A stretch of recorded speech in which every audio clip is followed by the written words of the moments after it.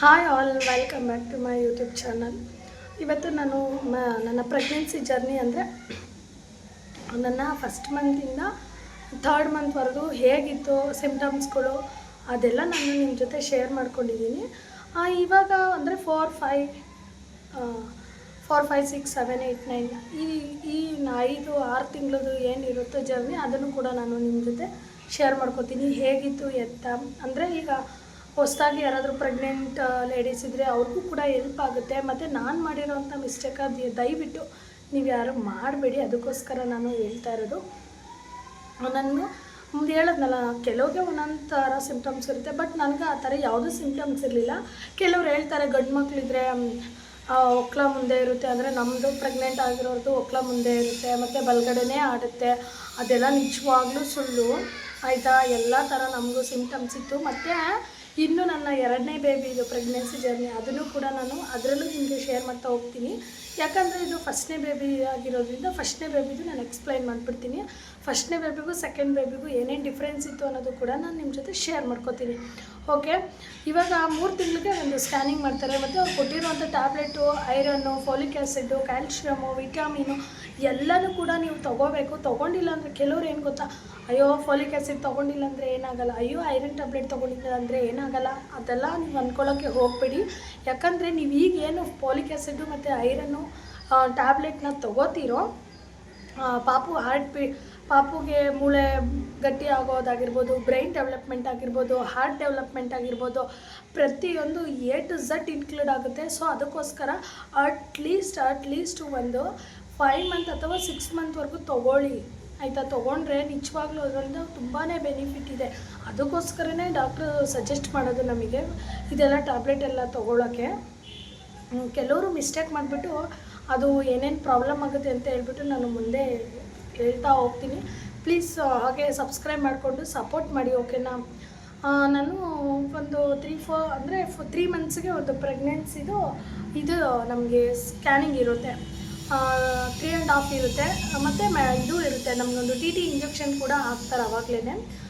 ನನಗೆ TT injection ಎಲ್ಲ ಆಯಿತು 3.5 ತಿಂಗಳಿಗೆ. ಒಂದು ಸ್ಕ್ಯಾನಿಂಗಿಗೆ ಅಂತಲೂ ಕೂಡ ಬರೀತಾರೆ ನನಗೆ.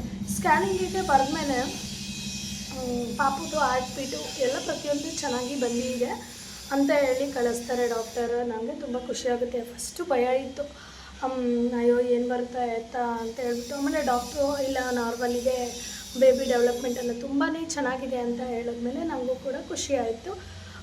ಆವಾಗ ನಾನು ಗಾರ್ಮೆಂಟ್ಸಲ್ಲಿ ಟೈಲರಿಂಗ್ ಕೆಲಸನ ಮಾಡ್ತಾಯಿದ್ದೆ ಫಸ್ಟ್ ಬೇಬಿಗೆ.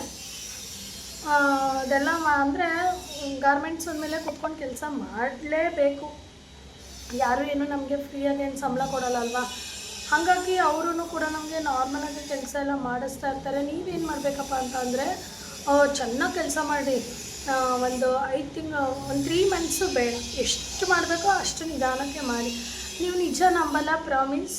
ನಾನು ಎಲ್ಲ ಕೆಲಸನೂ 1.5 ತಿಂಗಳಿಂದನೂ ಖಂಡಿತ ಮಾಡಿದ್ದೀನಿ. ನಿಮ್ಗೆ ಅಕಸ್ಮಾತು ನಾನೇನಾದರೂ ವಿಡಿಯೋ ಮಾಡೋಕ್ಕೋಸ್ಕರ ಫೇಕ್ ಹೇಳ್ತಿದ್ದೀನಿ ಹಾಗೆ ಹೀಗೆ ಅಂತ ಅಂದ್ಕೊಂಡ್ರೆ ದಯವಿಟ್ಟು ಅದೆಲ್ಲ ಬೇಕಾದರೆ ನಮ್ಮ ಯಜಮಾನ್ರನ್ನೇ ನಾನು ಒಂದು ಸಲ ಕೂರಿಸಿ ವಿಡಿಯೋದಲ್ಲಿ ಮಾತಾಡಿಸ್ತೀನಿ. ನಾನು ಆ ಥರ ಎಲ್ಲ ಮಾಡಿಲ್ಲ.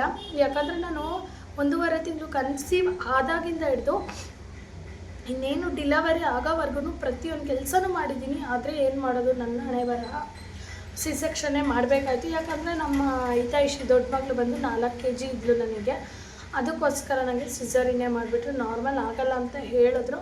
ಸೋಮವಾರ ಬೆಳಗ್ಗೆಯಿಂದ ಪೇಯ್ನ್ ಸ್ಟಾರ್ಟ್ ಆಗಿದ್ದಕ್ಕೆ ಮಂಗಳವಾರ ಮಧ್ಯಾಹ್ನ 12 ಗಂಟೆ 8 ನಿಮಿಷಕ್ಕೆ ನನ್ನ ಮಗಳು ಸಿಸರಿನ್ ಮಾಡಿ ನನ್ನ ಮಗಳನ್ನ ತೆಗೆದ್ರು. ಹಂಗೆ ಸಿಸರಿನ್ ಮಾಡಿ ತೆಗ್ದಿದ್ದು. ಸ್ಕ್ಯಾನಿಂಗ್ ಎಲ್ಲ ಖಂಡಿತ ಯಾವ್ಯಾವ ಸ್ಕ್ಯಾನಿಂಗ್ ಹೇಳ್ತಿರ್ತಾರೋ ಅದನ್ನೆಲ್ಲ ನೀವು ಮಾಡಿಸ್ಕೊಳ್ಳಿ. ಮತ್ತು ಒಂದು ಅಟ್ಲೀಸ್ಟ್ ನೀವು ಒಂದು 5 ತಿಂಗಳ ತನಕ ಸ್ವಲ್ಪ ಕೆಲಸ ಮಾಡಿ. ಹಾಗೆ ಹೀಗೆ ಎಲ್ಲ ಏನೂ ಫುಲ್ಲು ಮಾಡೋಂಗೇ ಇಲ್ಲಪ್ಪ. ಏನೋ ಒಂದು ವಾಟ್ರ್ ಬಾಟ್ಲು ಕೂಡ ತೆಗ್ದು ಸೈಡಲ್ಲಿ ಇಡೋಲ್ಲ, ಆ ಥರ ಎಲ್ಲ ಏನೂ ಮಾಡೋಕ್ಕೆ ಹೋಗಬೇಡಿ. ಎಲ್ಲನೂ ಮಾಡಿ ಆಮೇಲೆ ಸ್ವಲ್ಪ ಕೆಲಸನ ಕಮ್ಮಿ ಮಾಡಿ. ಫಸ್ಟ್ ಇತ್ತು ಗುರು ಏನಂತ, ನಾವು ಕೆಲಸ ಎಲ್ಲ ಮಾಡಿದ್ರೆ ನಾರ್ಮಲ್ ಡೆಲಿವರಿ ಆಗುತ್ತೆ ಅಂತ 100% ಸುಳ್ಳದು. ಆವಾಗಿನ ಕಾಲದಲ್ಲಿ ಇತ್ತು ಅದು. ಏನೋ ಕೆಲಸ ಮಾಡಿದ್ರೆ ಅವ್ರಿಗೆ ನಾರ್ಮಲ್ ಡೆಲಿವರಿ ಆಗುತ್ತೆ ಅನ್ನೋದು ಆವಾಗಿನ ಕಾಲದಲ್ಲಿತ್ತು. ಬಟ್ ಈಗಿನ ಕಾಲದಲ್ಲಿ ಎಲ್ಲ ಉಲ್ಟಾಪಲ್ಟಾಗಿದೆ. ನೀವು ನಂಬಲ್ಲ, ನಾನೇ ಉದಾಹರಣೆ. ನನಗೆ ಎಲ್ಲ ಕೆಲಸನೂ ಮಾಡಿದ್ದೀನಿ. ಇಂಥ ಕೆಲಸ ಮಾಡಿಲ್ಲ ಅನ್ನಂಗಿಲ್ಲ ನಾನು. ಮಿಷಿನ್ ಬರುತ್ತೆ ಗೊತ್ತಾ, ಹೊಲಿಗೆ ಮಿಷಿನ್, ಅದನ್ನು ಕೂಡ ಎತ್ತಿ ನಾನು ಮೇಲ್ಗಡೆ ಸಜ್ಜೆಗೆ ಹಾಕಿದ್ದೀನಿ. ಅದು ಯಾವಾಗ 6 ತಿಂಗಳು ಪ್ರೆಗ್ನೆಂಟಲ್ಲಿ. ನಾನು ನೀವು ಆ ಥರ ಮಾಡಿ ಅಂತ ನಾನು ಹೇಳ್ತಾ ಇಲ್ಲ, ನಾನು ಇನ್ಫಾರ್ಮೇಷನ್ ಕೊಡಬೇಕಾಗಿರೋದು ಹೇಳ್ತಾ ಇರೋದು. ನಾನು ನನ್ನ ಓನ್ ಎಕ್ಸ್ಪೀರಿಯೆನ್ಸ್ನ ನಿಮ್ಮ ಜೊತೆ ಶೇರ್ ಮಾಡ್ಕೊತಾ ಇದ್ದೀನಲ್ವ, ಹಾಗಾಗಿ ಅದನ್ನು ಕೂಡ ನಾನು ಹೇಳ್ಕೊತಾ ಇರೋದು. ನಾನು ಎಲ್ಲ ಕೆಲಸನೂ ಮಾಡಿದ್ದೀನಿ. ನನ್ನ ತಂಗಿ ಕಡ್ಡಿ ತೆಗ್ದತ್ತಕ್ಕೆ ಹಾಕಿಲ್ಲ, ಒಂದು ವಾಟ್ರ್ ಬಾಟ್ಲೆಲ್ಲ ಒಂದು ಏನು ಕೆಲಸನೂ ಮಾಡಿಲ್ಲ. ಅವಳು ಊಟ ಮಾಡು ಮಲ್ಕೋ ಆರಾಮಾಗಿ ನನ್ನ ತಂಗಿಗೆ ನಾರ್ಮಲ್ ಡೆಲಿವರಿ ಆಯಿತು. ನಾನು ಎಲ್ಲ ಕೆಲಸನೂ ಮಾಡಿದೆ, ಗಾರ್ಮೆಂಟ್ಸಲ್ಲೂ ಕೆಲಸ ಮಾಡಿದೆ, ಮನೆಯಲ್ಲೂ ಬಂದು ಕೆಲಸ ಮಾಡಿದೆ, ಎಲ್ಲ ಪ್ರತಿಯೊಂದು ಕೆಲಸನೂ ಮಾಡಿ ನನಗೆ ನಾರ್ಮಲ್ ಡೆಲಿವರಿ ಆಗಲಿಲ್ಲ, ಸಿಸರಿನ್ ಆಯಿತು. ಈಗಿನ ಕಾಲದಲ್ಲಿ ಎಲ್ಲ ಉಲ್ಟಾ ಆಗಿದೆ, ಏನು ಮಾಡೋಕ್ಕಾಗಲ್ಲ. ನೀವು ಜಾಸ್ತಿ ಎಲ್ಲ ಕೆಲಸ ಮಾಡೋಕ್ಕೆ ಹೋಗಬೇಡಿ. ನನ್ನ ಎಕ್ಸ್ಪೀರಿಯೆನ್ಸ್ ಪ್ರಕಾರ ನೀವು ಊಟ ಮಾಡಿ, ಸ್ವಲ್ಪ ಹೊತ್ತು ವಾಕ್ ಮಾಡಿ ಮಲ್ಕೊಳ್ಳಿ, ಊಟ ಮಾಡಿ ಮಾಮೂಲಿ ಸಣ್ಣ ಪುಟ್ಟ ಕೆಲಸ ಮಾಡಿ. ಭಾರ ಎತ್ತೋದು ಅದೆಲ್ಲ ಮಾಡೋಕ್ಕೆ ಹೋಗಬೇಡಿ ಜಾಸ್ತಿ. ಯಾಕಂದರೆ ಈಗ ನಾವು ಏನು ಗೊತ್ತಾ, ಕೆಲವ್ರಿಗೆ ಗರ್ಭಕೋಶ ಟೈಟ್ ಇರುತ್ತೆ, ಇನ್ನು ಕೆಲವ್ರಿಗೆ ತುಂಬಾ ಲೂಸ್ ಇರುತ್ತೆ. ಏನಪ್ಪ ಅಂದರೆ ಒಂದು ಕಾಲನ್ನು ಎತ್ತಿ ಈಗಿಡೋ ಅಷ್ಟರಲ್ಲಿ ಅಬೋಟ್ ಆಗಿಬಿಡುತ್ತೆ. ಅಂದರೆ ಕೆಲವ್ರ ಗರ್ಭಕೋಶ ಅಷ್ಟೊಂದು ಸ್ಮೂತು ಸಾಫ್ಟಾಗಿರುತ್ತೆ, ಏನೂ ಮಾಡೋಕ್ಕಾಗಲ್ಲ. ಒಬ್ಬೊಬ್ರಿಗೆ ಒಂದೊಂಥರ ಬಾಡಿಗೆ ಸೆಟ್ ಆದಂಗೆ ಗರ್ಭಕೋಶ. ಹಾಗಾಗಿ ಎಲ್ಲದಕ್ಕೂ ನಾವು ಸಹಿಸ್ಕೊಂಡು ಹೋಗಬೇಕು. ಮತ್ತು ನಂದು 3.5-4 ತಿಂಗಳದು ಸ್ಕ್ಯಾನಿಂಗ್ ಎಲ್ಲ ಆಯಿತು. ಫೈನಲಾಗಿ ಒಂದು 7 ಮಂತ್ಗೊಂದು ಇರುತ್ತೆ, ಮತ್ತು 9 ಮಂತ್ಗೊಂದು ಇರುತ್ತೆ. 9 ಮಂತ್ಗೆ ಯಾವಾಗ ಮಾಡ್ತಾರಪ್ಪ ಅಂದರೆ ಡೆಲಿವರಿ ಯಾವಾಗ ಆಗುತ್ತೆ ಅಂತ ತಿಳ್ಕೊಳ್ಳೋಕ್ಕೋಸ್ಕರ ಅದೊಂದು ಮಾಡ್ತಾರೆ. ನಮ್ಮದು 7 ಮಂತಿಗೆ ಮಾಡಿದ್ರಲ್ಲ ಒಂದು, ಅದರಲ್ಲಿ ನನಗೆ ತುಂಬ ಅಂದರೆ ತುಂಬ ಭಯ ಆಗೋಯ್ತು. ಯಾಕಂದರೆ ಪಾಪುನೇ ಆಡ್ತಾಯಿಲ್ಲ ಅಂತ ಹೇಳ್ಬಿಟ್ರು ಡಾಕ್ಟ್ರು. ಆವಾಗ ನಾನು ನಮ್ಮ ಮನೆಯವರು ಕೆಲ್ಸಕ್ಕೆ ಹೋಗ್ತಿದ್ರು, ನಾನು ಸ್ಕ್ಯಾನಿಂಗ್ ಎಲ್ಲ ಮಾಡ್ಸೋಣ ಅಂತ ಹೋದೆ. ಹಂಗೆ ಹೇಳಿದ್ಮೇಲೆ ಭಯ ಆಗೋಯ್ತು ನನಗೆ. ಆಡ್ತಾನೆ ಇಲ್ಲ ಅಂದ್ಬಿಟ್ರಲ್ಲ ಅಂತ ಹೇಳಿ ಆವಾಗ ಮತ್ತೆ ಏನು ಮಾಡೋದು ಇವಾಗ ಡಾಕ್ಟರ್ ಅಂದಿದ್ದಕ್ಕೆ, ಊಟ ಮಾಡಿ ಚೆನ್ನಾಗಿ ನೀರು ಕುಡೀರಿ, ಸ್ವಲ್ಪ ಎಡಗಡೆ ಮಲ್ಕೊಂಡು ಬನ್ನಿ ನೋಡೋಣ ಅಂತ ಹೇಳಿದ್ರು. ನಾನು ಊಟ ಮಾಡಿ ಚೆನ್ನಾಗಿ ವಾಕ್ ಮಾಡಿ ಎಡಗಡೆ ಮಲ್ಕೊಂಡು ಅವ್ರು ಹೆಂಗೆ ಹೇಳಿದ್ರು ಹಂಗೆಲ್ಲ ಫಾಲೋ ಅಪ್ ಮಾಡಿ, ಮತ್ತು 2 ಅವರ್ಸ್ ಆದಮೇಲೆ ನಿಮಗೆ ಸ್ಕ್ಯಾನಿಂಗ್ ಮಾಡ್ತೀನಿ ಅಂತ ಹೇಳಿದ್ರು. ಅದೆಲ್ಲ ಮಾಡಿದ್ಮೇಲೆ ಸ್ವಲ್ಪ ಪಾಪ ಪರವಾಗಿಲ್ಲ, ಆ ಕಡೆಯಿಂದ ಈ ಕಡೆಗೆ ಟರ್ನ್ ಆಗಿದೆ ಅಂತ ಹೇಳಿ ಉಸಿರಾಡ್ತಿದೆ ಅಂದರು. ನನಗೆ ಅವಾಗ ಒಂಥರ ಸಮಾಧಾನ ಆಯಿತು.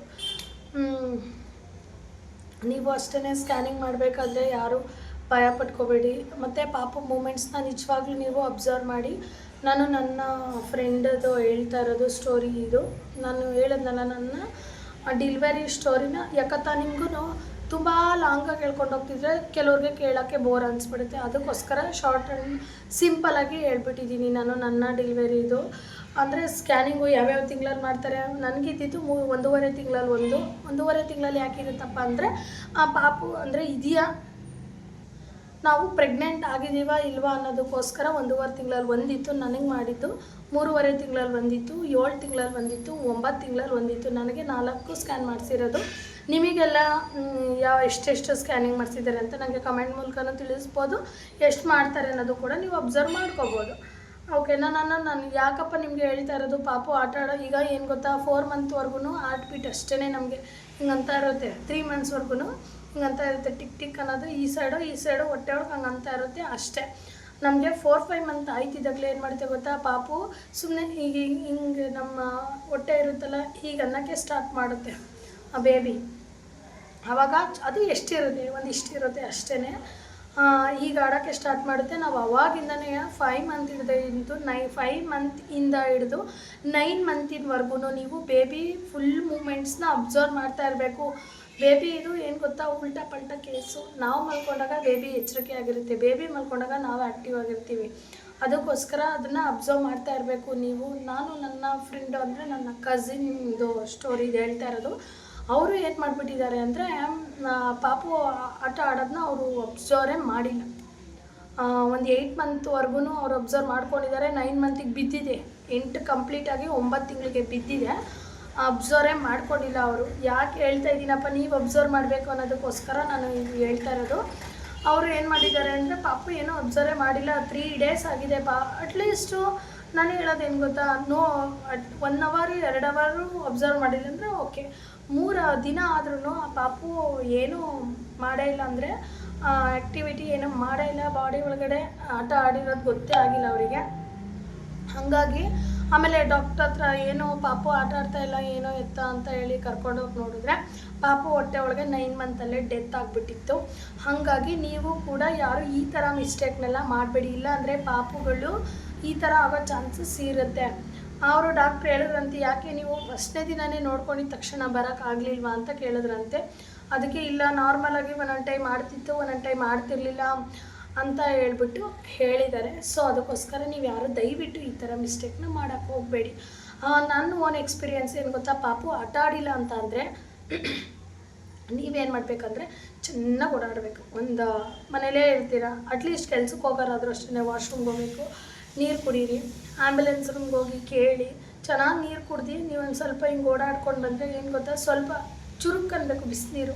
ನಮ್ಗೆ ಇಲ್ಲಿ ಗಂಟ್ಲು ಗೊತ್ತಾಗುತ್ತೆ, ನಾವೀಗ ಟೀ ಕಾಫಿ ಕುಡಿದಾಗ ಚುರುಕು ಅನ್ನತ್ತೆ ಗೊತ್ತಾ ಗಂಟ್ಲು, ಆ ಥರ ನೀರು ಕುಡಿದು ನೋಡಿ. ಆಗ ಪಾಪುಗೆ ನಾವು ಕುಡ್ದಿದ್ದ ನೀರು ಸ್ವಲ್ಪ ಬಿಸಿ ತಟ್ಟುತ್ತೆ ನೋಡಿ, ಆಗ ಚುರುಕು ಅನ್ನತ್ತಲ್ಲ.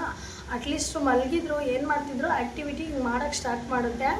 ಅದಕ್ಕೋಸ್ಕರ ಹೇಳ್ತಾ ಇರೋದು. ಸುಮ್ಮನೆ ಕೆಲವರು ಏನು ಗೊತ್ತಾ, ಈಗ ಹೊಸದಾಗಿ ಪ್ರೆಗ್ನೆಂಟ್ ಆಗಿರೋರಿಗೆ ಇದೊಂದು ಟಿಪ್ಸ್ ಇರಲಿ ಅಂತ ನಾನು ಹೇಳಿದ್ದು. ನಾನು ಮಾಡಿದ್ದೀನಿ, ಮಾಡಿ ಸಕ್ಸಸ್ ಕೂಡ ಆಗಿದೆ ನನಗೆ. 8 ಮಂತಲ್ಲಿ ಅಂದರೆ ನಮ್ಮ ಗಗನಪುಟಿ ನನ್ನ ಚಿಕ್ಕ ಬೇಬಿ ಇದರಲ್ಲಿ ನಾನು ಹೇಳ್ತೀನಿ, ಅದನ್ನು ಕೂಡ ಎಕ್ಸ್ಪೀರಿಯೆನ್ಸ್ ಎಲ್ಲ ಯಾವ ಥರ ಇತ್ತು ಏನು ಅಂತ.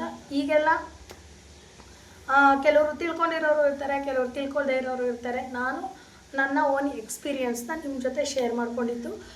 ತುಂಬಾ ಹೇಳ್ಕೊಂಡು ಹೋಗೋಕ್ಕಾಗಲ್ಲ ನಾನು, ಪಾರ್ಟ್ 1 ಪಾರ್ಟ್ 2 ಆ ಥರ. ಅದು ಪಾರ್ಟ್ 1 ನನ್ನ ಪ್ರೆಗ್ನೆನ್ಸಿ ಜರ್ನಿ ಹೇಗಿತ್ತು ಅನ್ನೋದು ಹಾಕಿದ್ದೀನಿ. ಇದು ಪಾರ್ಟ್ 2. ಇದು ನನ್ನ 9 ಮಂತ್ ಜರ್ನಿ.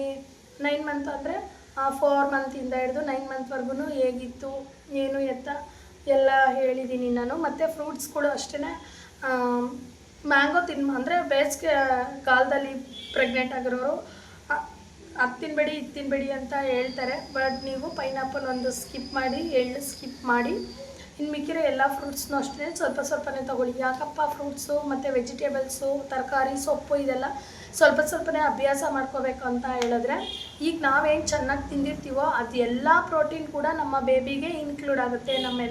ನಾವು ಏನೇನು ತಿಂದಿರ್ತೀವೋ, ನಮ್ಮ ಮನೇಲಿ ನನಗೆ ಹಳಸನ್ನು ತಿನ್ನಬೇಡ, ಮಾವಿನ ಹಣ್ಣು ತಿನ್ನಬೇಡ ಅಂದರು. ನಾನು ಎಲ್ಲನೂ ತಿಂದೆ ಸ್ವಲ್ಪನೇ, ಯಾಕಂದರೆ ಅದು ಬಸ್ರಿ ಬೈಕೆ ಅಂತಲೂ ಕೂಡ ಹಳ್ಳಿ ಕಡೆ ಹೇಳ್ತಾರೆ. ಅದಕ್ಕೋಸ್ಕರ ಓಕೆನಾ, ಎಲ್ಲ ತಿನ್ನಿ, ನೀವು ಎಲ್ಲ ಚೆನ್ನಾಗಿರಿ, ಒಂದು ಹೆಲ್ತಿ ಆದಂಥ ಬೇಬಿನ ನೀವು ನೋಡಬಹುದು ಓಕೆನಾ. ಮತ್ತು ಟ್ಯಾಬ್ಲೆಟ್ಸ್ಗಳಾಗಿರ್ಬೋದು, ಸಿರಪ್ಗಳಾಗಿರ್ಬೋದು, ನಮ್ಮ ತಾತ ಅಜ್ಜಿರ ಕಾಲದಲ್ಲೆಲ್ಲ ಈ ಥರ ಇರಲಿಲ್ಲ. ಬಟ್ ಅವಾಗಿನ ಪೊಸಿಷನ್ನೇ ಬೇರೆ, ಇವಾಗಿನ ಪೊಸಿಷನ್ನೇ ಬೇರೆ. ಸೊ ಹಂಗಾಗಿ ನಾನು ಹೇಳಿದ್ದು, ಯಾರು ತಪ್ಪು ತಿಳ್ಕೊಬೇಡಿ ಓಕೆನಾ. ಕಮೆಂಟಲ್ಲಿ ನಿಮ್ಗೆ ಏನೇ ಆನ್ಸರ್ ಬೇಕಾದರೂ ಕಮೆಂಟ್ ಮೂಲಕ ತಿಳಿಸ್ಬೋದು, ಏನೇ ಕ್ವಶನ್ ಬೇಕಾದರೂ ನನಗೆ ಕಮೆಂಟ್ ಮೂಲಕ ತಿಳಿಸಿ. ನಾನು ನನ್ನ ಎಕ್ಸ್ಪೀರಿಯೆನ್ಸ್ನ ನಿಮ್ಮ ಜೊತೆ ಶೇರ್ ಮಾಡ್ಕೋತೀನಿ. ಮತ್ತು ನನ್ನ ಮುಂದಿನ ಅಂದರೆ ನಮ್ಮ ಹಿತೈಷಿ ಹುಟ್ಟಿ ಸ್ವಲ್ಪ ದಿನ ಕೋವಿಡೆಲ್ಲ ಸ್ಟಾರ್ಟ್ ಆಯ್ತಲ್ಲ 2019-20 ನನ್ನ ಜೀವನ ಹೇಗಿತ್ತು ಅನ್ನೋದೆಲ್ಲ ನಾನು ಬರ್ತಕ್ಕಂಥ ವ್ಲಾಗ್ಗಳಲ್ಲಿ ನಾನು ತಿಳಿಸ್ತಾ ಹೋಗ್ತೀನಿ. ಇವತ್ತಿನ ವ್ಲಾಗ್ ನಿಮಗೆ ಇಷ್ಟ ಆಗಿದೆ ಅಂತ ಅಂದ್ಕೊಂಡಿದ್ದೀನಿ. ಅಂಟಿಲ್ ದೆನ್ ಟೇಕ್ ಕೇರ್, ಬಾಯ್.